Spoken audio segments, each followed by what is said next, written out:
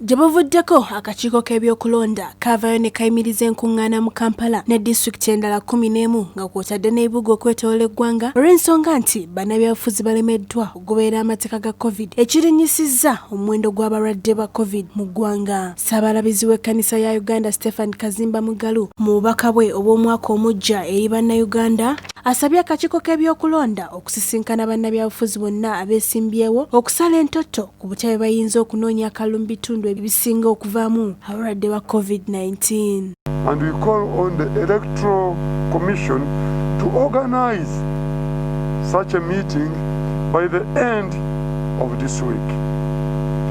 We expect a solution that will be mutually acceptable to all candidates and public health officials. We call on Kazimba era asabye ebitongole ebikuumaddembe okukomya okutulugunya bannayuganda nga byekwasa nti bikwasa biragiro bya COVID-19. Wano wasinzidde n'abisaba okuyisa enjuyi zonna ez'ebyobufuzi kyenkanyi. On all security organs to treat Ugandans respectfully, regardless of their political affiliation.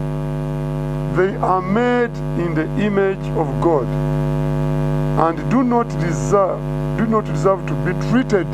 Now you have become a well-trained professional force that has grown in discipline. Now we ask you to prove it to us. We expect you to show all Ugandans that you are disciplined and will not be provoked to use violence toward your fellow Ugandans, including journalists. Ono ayongedde n'asaba bannabyabufuzi okozesa sabbiiti 2 ezisigaddeyo nga banoonya akalulu obulungi nga beewala okusaasaana kw'ekirwadde ekya ssennyiga omukambwe ki COVID-19. Sarah Nakandi, STV Select ey'enjawulo.